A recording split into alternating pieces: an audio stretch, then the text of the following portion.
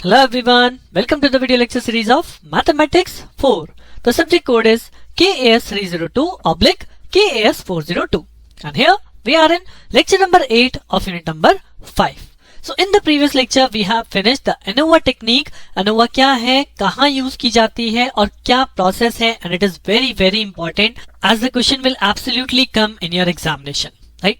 Now इस unit का एक लास्ट पार्ट जो हमारा बचा है that is statistical quality control. जी हाँ, क्या चीज होती है quality control and how will you obtain the quality control by the stats method, जिसे हम यहाँ पे बोलेंगे X bar chart, R chart. तो क्या है ये चार्ट, किस तरह से हम अपना क्वालिटी कंट्रोल अचीव करते हैं, ये सब जानने के लिए अपना लेक्चर स्टार्ट करते हैं on statistical quality control, X bar chart and R chart. So statistical quality control. अब अगर मैं वर्ड बोलूं सिंपली क्वालिटी कंट्रोल, तो क्या मतलब होता है क्वालिटी कंट्रोल का?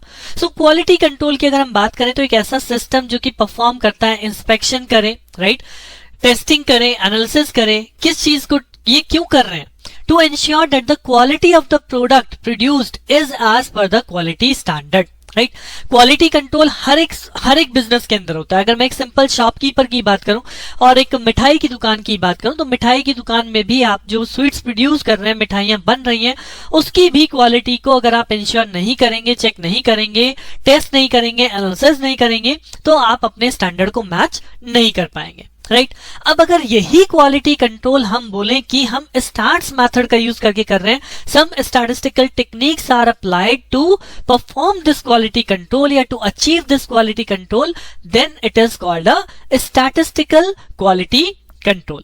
अब अगर स्टैट्स मेथड यूज हो रहे हैं या अगर हम क्वालिटी कंट्रोल कर रहे हैं तो इससे मेरा क्या बेनिफिट है? सपोज ये तो मैंने भी आपको स्वीट्स का एग्जांपल लिया था. सपोज मैं कहता हूं कि मुझे कोई प्रोडक्ट ही बनाना है, suppose I want to make a ring. Right, अब इस रिंग के लिए मुझे रॉ प्रोडक्ट भी चाहिए, रॉ मटेरियल भी चाहिए. सो अगर ये रिंग का एक पर्टिकुलर डायमीटर है और ये उस डायमीटर के बाहर बननी प्रोड्यूस हो जाएगी, सो दैट मींस क्या होगा, that part will be rejected.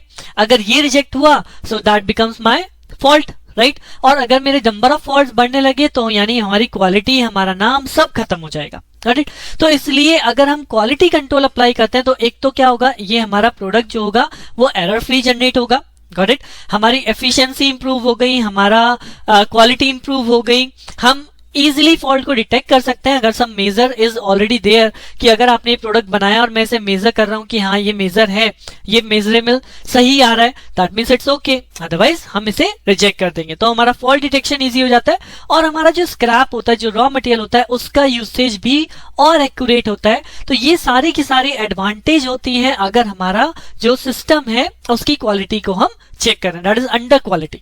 So in short इस टॉपिक का जो मतलब है वो यही है कि आप किस तरह से अपने सिस्टम में क्वालिटी को मेंटेन करते हैं, क्वालिटी अचीव करते हैं. एंड दैट क्वालिटी अगर हम स्टैट्स मेथड का यूज करके कर रहे हैं, कौन से स्टैट्स मेथड जो हमें यहाँ पे यूज करना है, that is nothing but the control chart. Right, अब यहाँ पे भी मैं कॉन्सेप्ट आपको समझा देता हूँ सो दैट आप लोग आगे और कंफर्टेबल हो जाएंगे. सो कंट्रोल चार्ट क्या है? यहाँ पे control chart is a graphical representation of the collected information. Right, एक सिंपल सी बात बताऊं, मैंने यहाँ पे एक चार्ट रिप्रेजेंट कर दिया. इस चार्ट में ये एक लाइन है, this line is basically called the central limit. ठीक है, सेंट्रल लाइन. गॉट इट, इस लाइन के नीचे एक लाइन मार्क की जाती है जिसे हम बोलते हैं लोअर कंट्रोल लिमिट, और एक होती है इसके ऊपर mark, this is called the upper control limit. अब आपने जो प्रोडक्ट बनाया, अगर उस प्रोडक्ट की वैल्यू इस अपर कंट्रोल लिमिट और लोअर कंट्रोल लिमिट के बीच में कहीं लाई कर रही है, राइट, बीच में कहीं लाई करी, तो मैं क्या बोलूंगा कि मेरा प्रोसेस जो है वो क्वालिटी मेंटेन कर रहा है.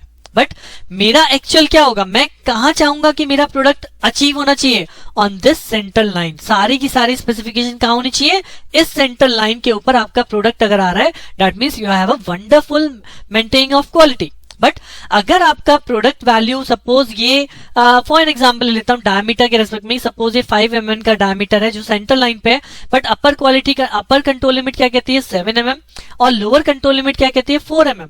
गॉट इट, सो अगर 4 और 7 के बीच में आपका डायमीटर जा रहा है तो एक्सेप्टेबल तो है, बट सबसे एक्यूरेट कौन है, जो कि सेंट्रल लाइन पे लाई करने वाला है. Got it? So this is the concept of control chart कि हम अपने इंफॉर्मेशन को, जो हमने प्रोडक्ट बनाया, उसकी स्पेसिफिकेशन को अगर मैं ग्राफिकल फॉर्म में रिप्रेजेंट कर दूं तो उस ग्राफिकल फॉर्म से मैं क्लियरली बता सकता हूं कि कहां पे मेरा प्रोडक्ट फेल हो रहा है या मेरा प्रोडक्ट हमारे कंट्रोल लिमिट्स के इन बिटवीन आ रहा है. Correct? So that's why it's said that it detects the variation in processing and warns if there is any departure from the specified tolerance limit. तो ये जो मैंने अभी आपको कॉन्सेप्ट बताया कंट्रोल लिमिट्स का, these are called the tolerance limit. Right. अब different types of control chart जो हमें यहाँ पे स्टडी करने हैं वो कौन कौन से हैं हमारे सिलेबस में. कंट्रोल चार्ट फॉर वेरिएबल जिन्हें हम यहाँ पे बोलते हैं X bar and R chart, and control chart for attribute that is P, NP and C chart. तो ये चीज हम देखेंगे अपने नेक्स्ट लेक्चर में. इस लेक्चर में हम लोग बात करने वाले हैं एक्स बार चार्ट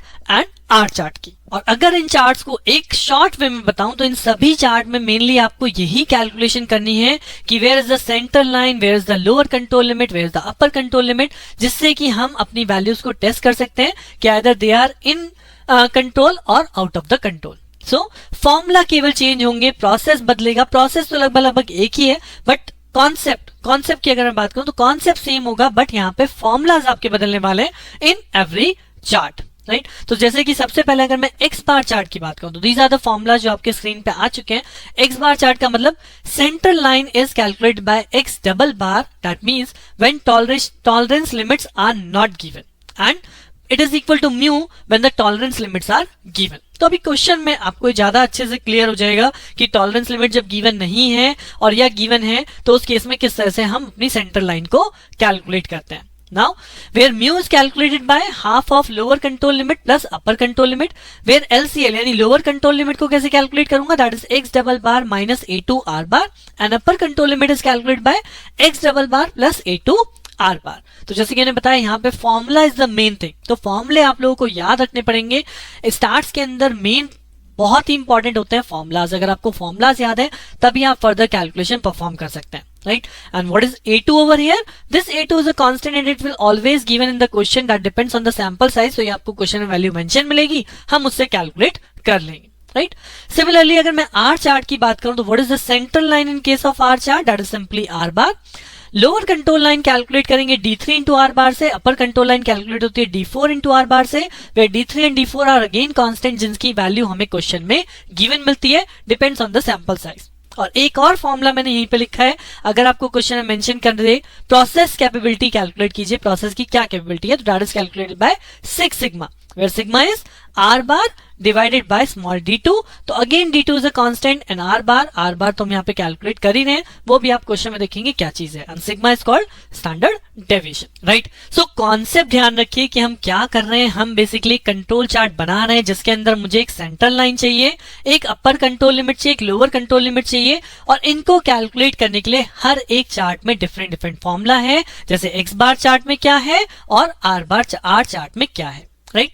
अब एक क्वेश्चन मैं आपको समझाता हूं, वहीं से आप लोग एकदम क्लियर कट समझ जाएंगे what is the aim of this particular control chart. तो ये रहा आपके पास क्वेश्चन और ये कहता है the following are the mean lengths and ranges of length of a finished product. Right. ये यहाँ पे मीन लेंथ दी गई है और ये रेंजेस दी गई है, that is range value, that is mean value of a finished product from 10 samples each of size 5. ये आपके 10 सैंपल्स हैं, दीज आर सैंपल्स, और हर एक सैंपल में कितने आइटम है, 5 आइटम है. तो उन 5 आइटम का क्या मीन है वो यहाँ पे लिखा है, और उन 5 आइटम की रेंज क्या है वो दी गई है. Got it. उसके बाद लिखता है the specification limits for length are 200 plus minus 5 centimetre. तो this is your specification limit. Right. Construct X bar and R chart and examine whether the process is under control and state your recommendation. और जैसे कि मैंने बताया question में आपको कुछ constant given होते हैं, वो क्या है कि n इज इक्वल टू 5 के लिए A2 दिया है, D4 दिया है, D3 दिया है. All these constants are given always in your question. Right. अब अगर मैं straightforward X bar chart की बात करता हूं, हमें सबसे पहले एक्स बार चार्ट बनाना है. तो एक्स बार चार्ट में था central line is equal to X double bar when specification limit are not given, when tolerance limit are not given, and when the specification limits are given यानी tolerance limit are given, then it is equal to mu. Right. So अब इस question में क्या मुझे limit दी गई, जी हाँ मुझे limit दी गई है. The tolerance limit for the length is 200 plus minus 5. तो ये जो 200 है this is nothing but your central line यानी कि म्यू. तो म्यू की वैल्यू हो जाएगी 200. राइट. जब हमें ये लिमिट नहीं दी जाती तो फिर हम कैलकुलेट करते हैं एक्स डबल बार. कैसे, इन सभी ये जो वैल्यूज दी गई इनका मैं वापस मीन कैलकुलेट करता, यानी एक्स बार का मीन वापस कैलकुलेट करते तो क्या हो जाता, एक्स डबल बार. बट इस केस में अभी हमें specification limit, tolerance limit given है, तो what is our central line? Central line is equal to mu, that is equal to 200. And once I know the central line, I can calculate the lower control limit, the upper control limit by the formula. Lower control limit कहता है mu minus A2 into R bar and upper control limit कहता है mu plus A2 into R bar. तो mu क्या हो गया? That is 200 plus A2 क्या है? A2 मेरे पास 0.58 है, बट व्हाट इज R बार? तो R बार कहां से आएगा? ये जो रेंज वैल्यू दी गई है R बार क्या हो जाएगा? इसका मीन. तो इसका मीन कैसे कैलकुलेट करूं? 5 plus 0 plus 7 plus 3 plus 3 plus 7 plus 2 plus 8 plus 5 plus 6 divide by 10. Right, यही तो होता है ना मीन. तो that means we can calculate the R bar with this formula. Add कीजिए, डिवाइड बाय 10 कीजिए. I got R bar that is 4.6. So I can calculate upper control limit, I can calculate lower control limit. 200 plus that is 4.6 into 0.58 यानी A2 into R बार, और ये हो जाएगा minus 18 into R बार. तो ये value हमारे पास बन गई, that is upper control limit. तो अगर हम एक चार्ट प्रोड्यूस करें, राइट, तो सेंट्रल लाइन कहाँ है? सेंट्रल लाइन सपोज ये 200, इसके ऊपर अपर कंट्रोल लिमिट है जो कि आपकी 202.67 पे है, और इसके नीचे एक लोअर कंट्रोल लिमिट है जो कि 197 पे है. Got it? अब आप क्वेश्चन में देखिए आपकी वैल्यूज कहाँ गिवन है. जो 10 सैंपल है में पहला सैंपल कहाँ है? 201. यानी 201 कहाँ लाई करेगा? अगर हम फर्स्ट सैंपल को देखें तो फर्स्ट सैंपल का 201 कहीं इन दोनों के बीच में लाई करने वाला है. सेम सेकंड सैंपल है 198, तो 198 कहाँ लाई करेगा? 197 के ऊपर. देन थर्ड सैंपल 202, तो दैट इज 202.67 ऊपर है लाइन. देन 200, तो 200 ऑन द सेंटर लाइन आ गया. देन 203, 204, तो 203, 204, right, this is 203, this is 204. तो अब चले गए ना, इस अपर कंट्रोल लाइन के बाहर चला गया सैंपल. देन उसके बाद आप देखो 199, 196, 199, 201. तो ये चारों के चारों सैंपल 199 भी अंदर रहने वाला है, 201 भी अंदर रहने वाला है. 196 कहां चला जाएगा? इसके भी नीचे चला जाएगा 196, लोअर कंट्रोल के नीचे. तो यानी कि हर एक वैल्यू जो है सैंपल में, वो आपका इन दो लाइन के इन बिटवीन नहीं आ रहा. दैट मीन्स हमारा x bar chart quality control को फेल कर रहा है. ऑलराइट, ये हमारा कंक्लूजन आएगा, बट वो मैं भी आपको आगे दिखाऊंगा. बट मैंने अभी आपको क्या समझाया? केवल हमें क्या कंस्ट्रक्ट करना था? X bar chart. तो simply calculate CL, simply calculate upper and lower control limit, और इस टाइप से आप एक रफ चार्ट, और अगर आपको फेयरली चार्ट बोला भी जाता है तो यही प्रोसेस है, आप चार्ट को रिप्रेजेंट करते हो. राइट, यहाँ पे आप 1, 2, 3 इस तरह से सैंपल नंबर मार्क कर लीजिए. तो 1 को जैसे आपने यहाँ शो किया, फिर 2 को शो किया, फिर 3 को, जैसे हम नॉर्मल ग्राफ में शो करते हैं ऐसे हम शो कर सकते हैं. राइट, और कंक्लूजन क्या आएगा?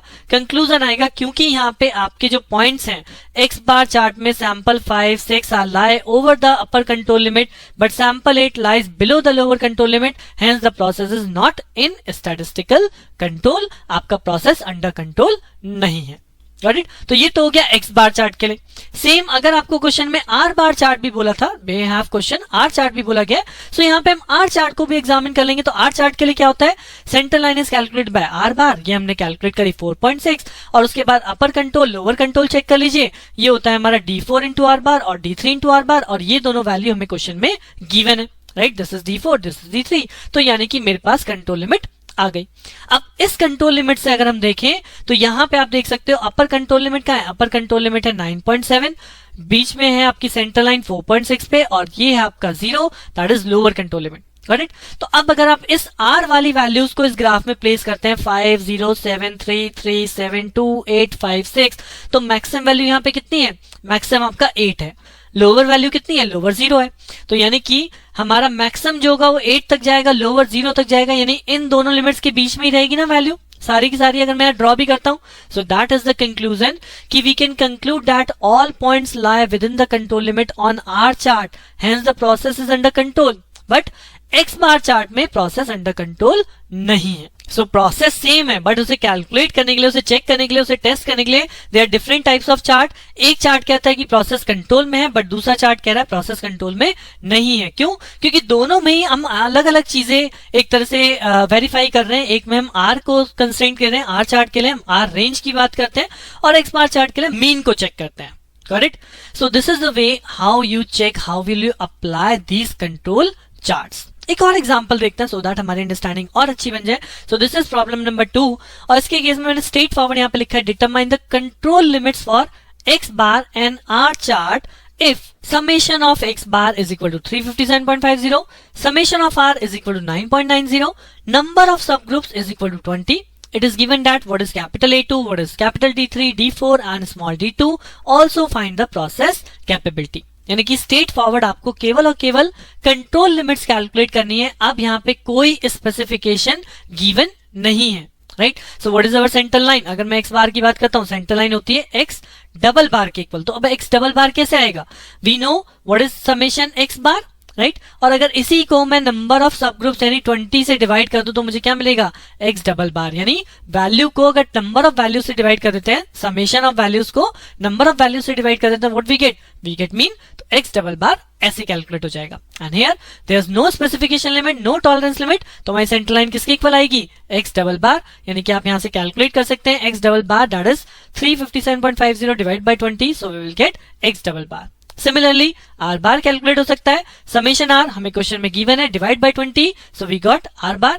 अब जैसे ही आपको दो वैल्यू मिली, I can calculate upper control limit by the formula, I can calculate the lower control limit by the formula, I can calculate upper control limit in case of R chart, I can calculate lower control limit in case of R chart. Direct straightforward formula है, value put कीजिए, calculate कीजिए, right. And then process capability that is given by 6 sigma, where sigma is calculated by r bar divided by small d2. r bar हमें मिल चुका है, small d2 question में given है, right. this is the small d2 value, so calculate कर सकते हैं process capability, right. तो this type of question आपका 2 मार्क्स में बन जाता है, जहां पे यहाँ तो x और r दोनों को ही हमने कैलकुलेट कराया, बट इन दैट केस आपको केवल x के लिए कंट्रोल लिमिट कैलकुलेट करने को आ सकती है, या केवल r चार्ट के लिए कंट्रोल लिमिट कैलकुलेट करने के लिए आ सकती है. सो this is a short type of question जहां पे आपका 2 मार्क्स में बन जाता है, राइट. सो आई होप आपको कंट्रोल चार्ट्स क्या होते हैं, किस तरह से सेंट्रल लाइन, अपर control limit, lower control limit calculate करनी है इन दीज 2 चार्ट्स, ये अब आपको क्लियर हो गया होगा, राइट. अब इन्हीं चार्ट्स के अलावा अभी मैंने 2 चार्ट्स की बात करी, इसके बाद भी हमारे पास चार्ट्स हैं, पी है, एनपी चार्ट्स हैं, सी चार्ट है. तो उन सब में भी हमारे फॉर्मूले ही केवल चेंज होना है, कॉन्सेप्ट यही लगना है कि प्रोसेस अंडर कंट्रोल है या आउट ऑफ कंट्रोल है, राइट. बट इनके फॉर्मुलेस क्या हैं और इन चार्ट में हम कैसे क्वेश्चन को सॉल्व करते हैं, ये जानने के लिए बने रहिए मेरे साथ. मिलते हैं नेक्स्ट सेक्शन में. Keep practising. Thank you.